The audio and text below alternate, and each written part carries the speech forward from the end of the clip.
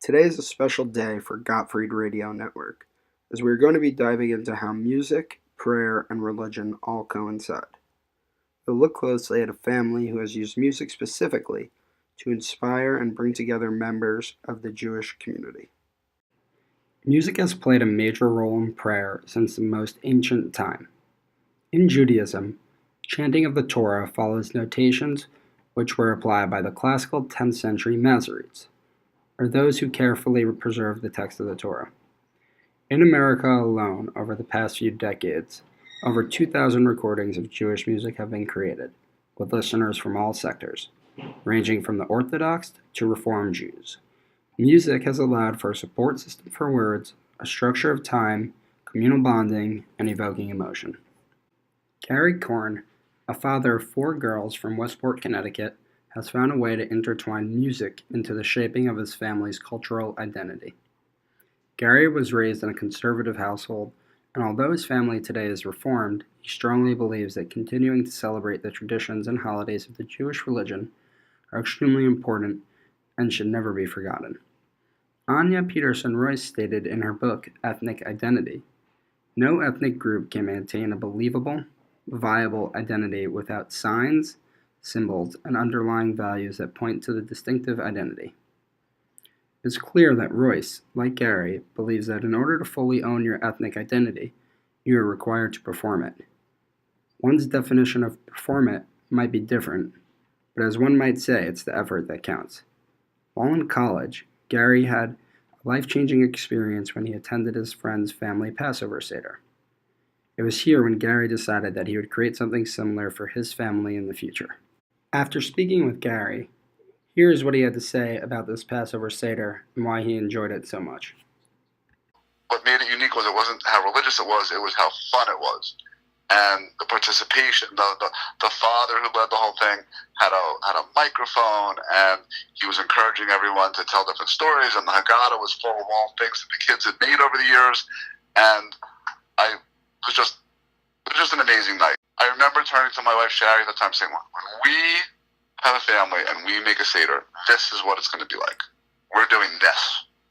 So, as you can see, it is clear that Gary wanted something fun, yet educational, that would allow his daughters to create their own identity within the Jewish religion. In the years to come, when Gary's kids were finally able to understand the concept of Passover, he introduced a new tradition. Each family that would attend their Passover Seder would also have to come equipped with a song that was rewritten to tell the story about Passover. Gary's intent was to create a fun environment in which a typically boring holiday was one that everyone looked forward to. Passover is a major Jewish holiday that is celebrated to commemorate the liberation of Israelites from the Egyptian slavery. Eric Hobsbawm, a British Marxist, explains that invented traditions are often used by elites to manipulate the powerless, but they are also used by a number of different institutions to maintain a social unity and to prevent themselves from falling apart due to the challenges of rapid social change. Gary's ideas capture both of Hobsbawm's concepts, as he first tells his kids and guests they cannot attend the Seder if they do not present a song, and although it may come off as manipulative, he does this because he wants to create a source of social unity within his community so that his culture and religion do not die out. Gary went on to say, My wife and I moved to a town in Connecticut that wasn't predominantly Jewish, and we wanted to make sure that the kids got invested with their own sense of Jewish identity. And again, it wasn't primarily a traditional religious identity we were seeking to, share with them. It was more of a cultural and Jewish Jewish identity culturally as much as religious. So since neither of us, my wife and I, come from a really overly religious background, we wanted to make sure that the holidays were something that we really incorporated culturally into our family, and we were able to share with the kids and make it something that they would identify with. While speaking with Jordan Korn, Gary's oldest daughter, it became evident to me that Gary's plan had worked. Jordan, although is not super religious, has a great sense of love for Judaism and especially Passover.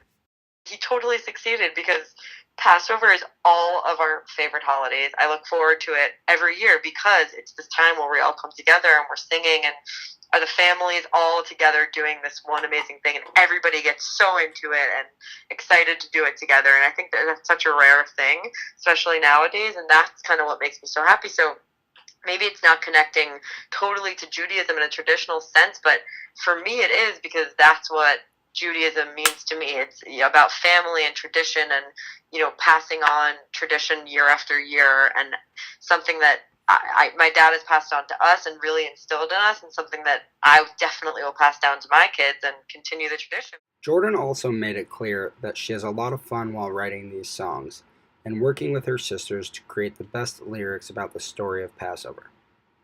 Having the ability to play or enjoy yourself while studying religion or culture is very important. Dutch historian and cultural theorist Jonah Huizinga explains in his book Homo Ludens the importance of the play element of culture and society. Huizinga strongly believes that while creating a culture, play is a primary and almost necessary condition. Just like the human development, in your adolescent years, you play a lot more than you do in your elder years, when you have become more serious. Huizinga says, civilization gradually brings about a certain division between two modes of mental life, which we distinguish as play and seriousness, respectively, but which originally formed a continuous mental medium wherein that civilization arose. But just like with the development of people, for the development in religious beliefs, one must play first before they are more serious about it. And that is what Gary's tradition has done for his family and friends. From a personal experience, I am more engaged in my religion today solely because of Gary, and his ability to draw me in and make me want to learn more. I think another great example of how play and religion are linked is at the Simchat Torah celebration in a Jewish community in Boston. Jeffrey Summit, a rabbi and ethnomusicologist who studied the celebration that takes place on Tremont Street, has discovered that participants were not just from one sector, but from all, ranging from Reform all the way to Orthodox Jews. When Rabbi Summit interviewed one of the Orthodox students who attended the event, they said, "I feel it as a sense of relief. We've had this long sequence of very heavy holidays. By the time we get to the end, I'm pretty dragged out. In a sense, it's a way of relieving all this tension, sort of lightening up." Here you could see that this non-traditional event has allowed even the most religious people to take a deep breath and just enjoy their culture and religion, while having fun. Another student, who Rabbi Summit interviewed, said, "People think of religion as something that has to be really serious, and done in the way it's been done for thousands of years, and it's kind of nice to give it a new twist. It makes you think about what it is more than with the same old tunes." This resonates strongly with the Corn Passover Seder.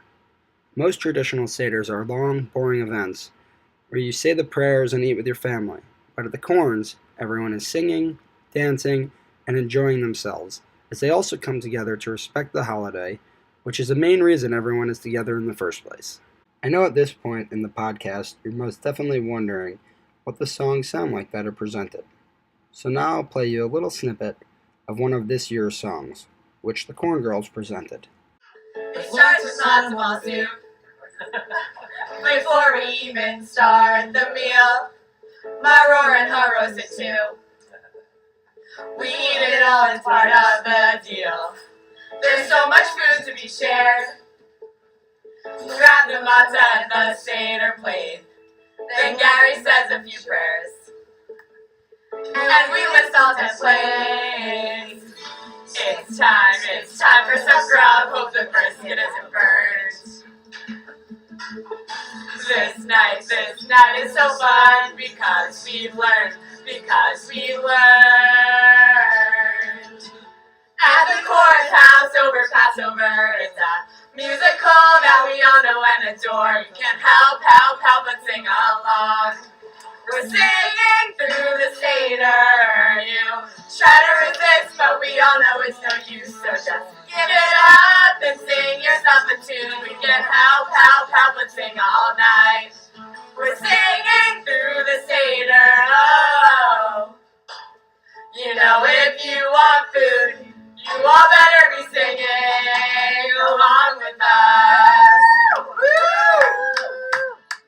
Now you're probably thinking to yourself, how come these girls sound so great? But to make you feel better, they are the only ones in the family who are not tone deaf. However, you don't have to be the best singer.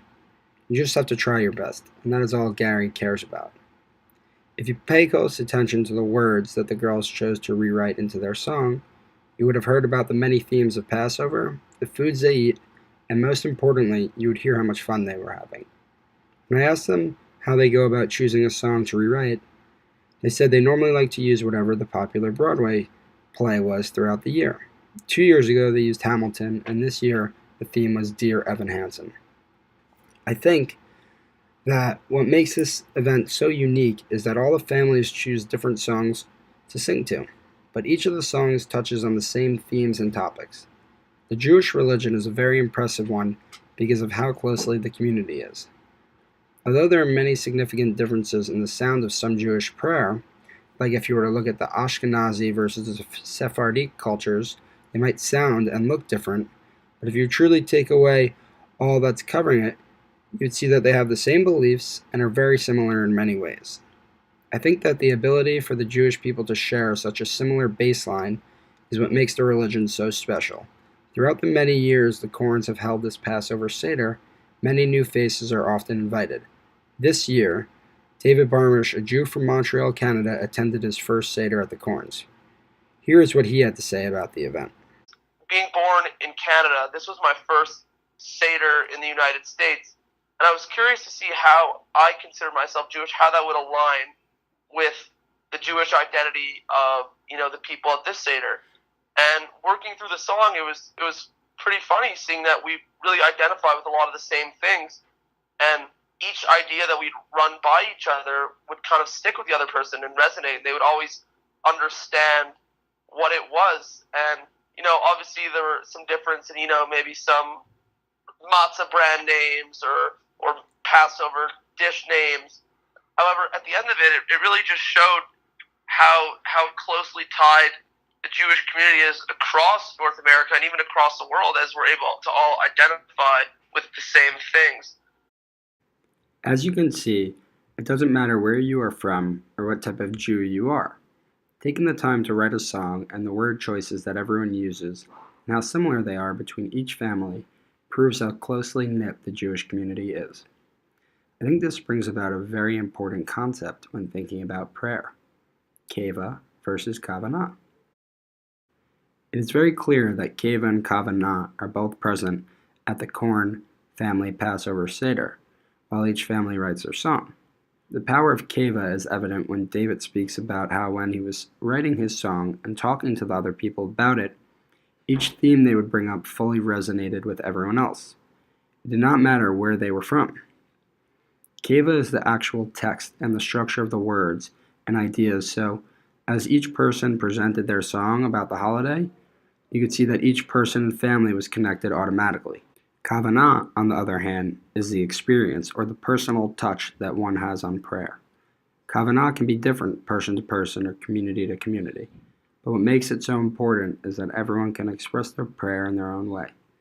I think that at the Koren Seder, they all touch on the same fixed liturgy, which is the keva, but through songs they all presented, the kavanah begins to slowly show.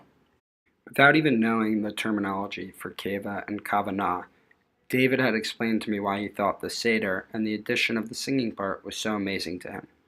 He very much so touches on both ideologies and how they take place. The fact that in a group of, it was 40 people, it was pretty intimidating. If you have 10 different groups of people writing songs, and each other group is able to identify with what they're saying in each song, what the theme of each song. The fact that I had random people I'd never met before understand exactly where I was coming from and what I was saying shows just how strong, the roots of the Jewish religion are, to show that, thousands of years later, hundreds of miles away, different people still have very similar traditions and, practice things in different ways, but ultimately boil down to, the same core values. So as you can see, even though David does not use the terms keva and kavanah, he still was able to describe them and how both of them occurred at the Seder. So far throughout the podcast, I've touched on many different themes and ideas that I believe connect song and prayer together. We talked about the power of the play element, the invention of traditions, the importance of taking ownership of what you believe in, and the effect Kavanah and Kavanah have on the Corn Seder. All of these topics are extremely important when looking at how one views religion and prayer, but I think it will be important for us also to examine how music and the actual event of writing the song allows you to learn about your culture, connect with your ancestors, and even learn about yourself. Wendy Gottfried, one of the people I interviewed for this podcast, has a very interesting view on songwriting for the Passover Seder. Wendy's father was a Holocaust survivor who came over to the United States from Paris during the war. For her, she believes that this event, that only occurs once a year, has really allowed her and her family to connect with her father and the Jewish religion as a whole. When I spoke with her, here's what she had to say. The beauty of this is it takes, as I said, something really serious and important and makes it just a family happy tradition. And yes, that then brings me back to my dad and everything he experienced, because it makes everybody really understand more, even the kids. I'm raising 3 sons, and as I said, we're Reformed Jews, and I don't really think they understand the meaning of all the holidays and the meaning of continuing the traditions and the meaning of continuing the religious beliefs that we have. But through this, I think they get closer to it, and it becomes a little bit more a part of who they are. Clearly, for Wendy, as we just heard, this event during Passover has truly helped her and her family come closer with their roots. Russ Roof, the chairman emeritus of the Grammy Foundation, when asked, "What is the role of music in our experience of being human?" answered saying, "For me, music is the language which allows us to express emotion. We each have emotion inside of us that we need to get out, and ones we need to experience. And often words are not enough. Music is that vehicle to express emotion when words don't suffice." I also think that having the ability to share your story with others who have the same story as you often allows people to feel a sense of relief on the inside. It's not easy standing up in front of 50 people and singing, especially when you don't have the gift of a great voice. But when everyone around you can personally connect with what you are singing about, it allows you not to think about being judged and just about sharing your story with everyone. Stephen Gottfried, the husband of Wendy Gottfried, has for the past 17 years held the same role at the Corn Seder. He shows up, his wife and kids hand him a song they have written, and he just sings away. But this year, Stephen decided to take matters into his own hands and write the song for his family alone. Here's what he had to say about this experience. I felt it was my responsibility this time. So I actually sat down and thought that this was going to be an easy job. I would just sit down and write the song. But what I learned is that I had to have information to fill up the song.